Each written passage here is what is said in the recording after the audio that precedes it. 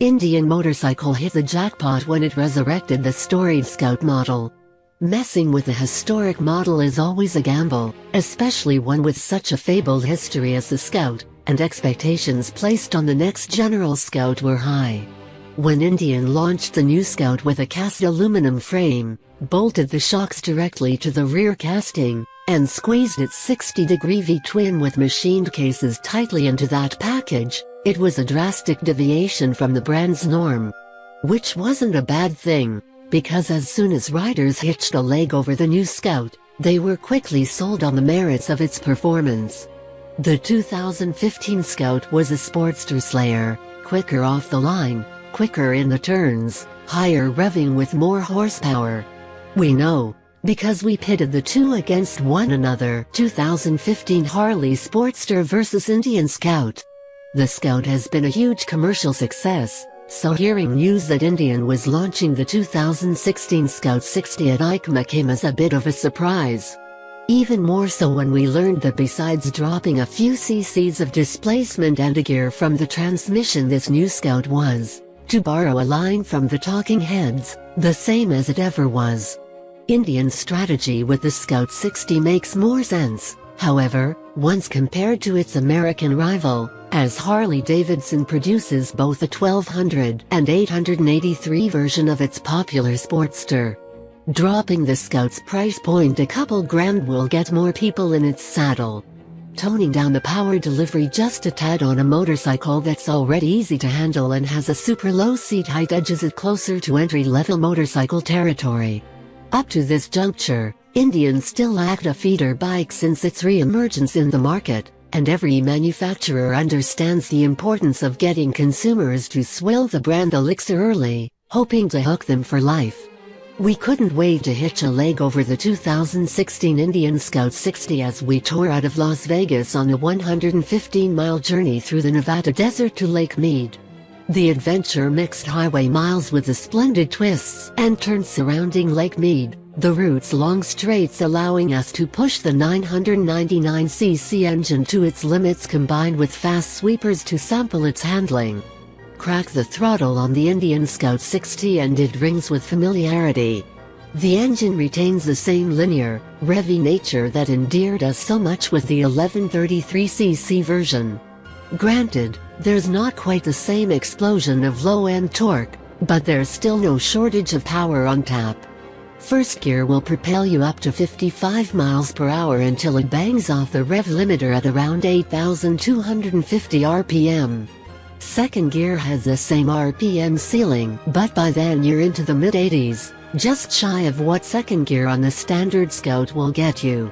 In fifth gear it settles in nicely around the 4,000 RPM range at highway speeds, and though the 60 is a little down on roll-on power compared to its larger displacement counterpart, it never left us wanting for another gear.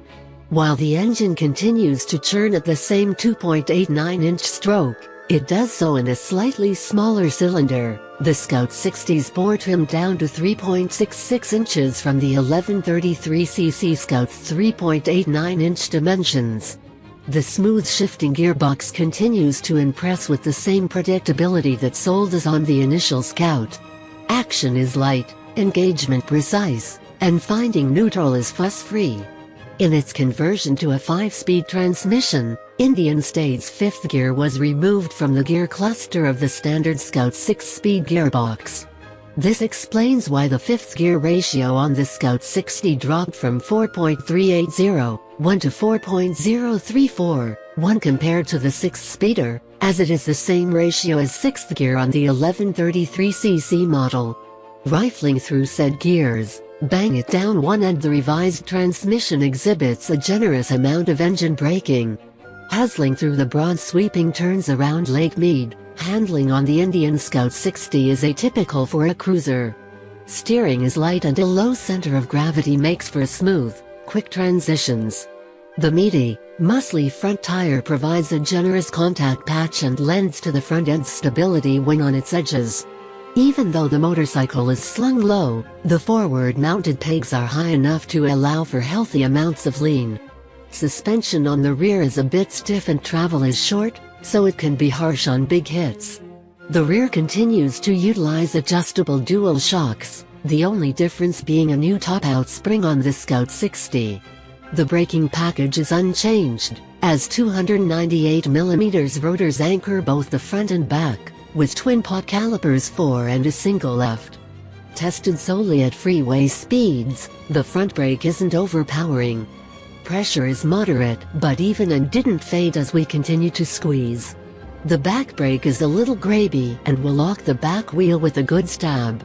The foot lever for the rear brake is on the small side as I could only get a precarious corner of my foot flush on the lever.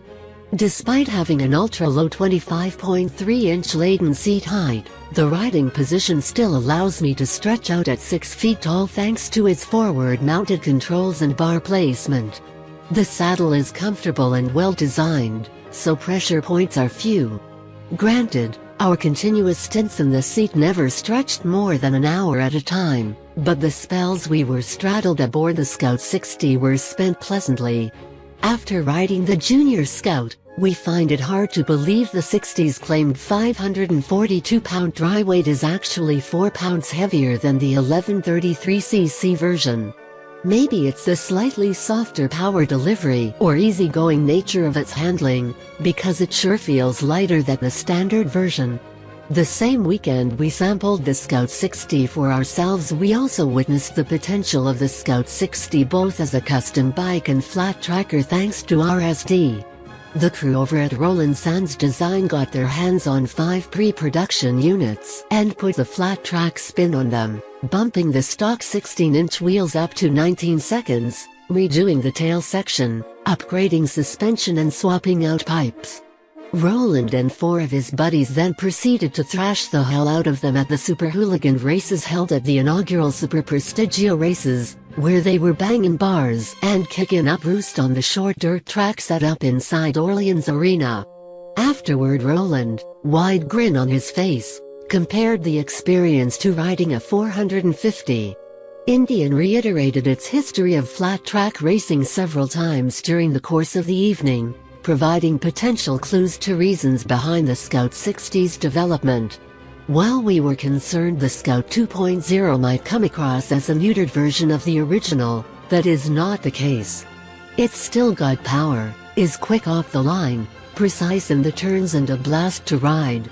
The Scout line continues to be a breath of freshness in the cruiser realm, a bike with familiar creature cruiser comforts combined with a performance bend that the niche commonly lacks. At a couple grand less, the Scout 60 should be just the tonic to get more riders into Indian's seats.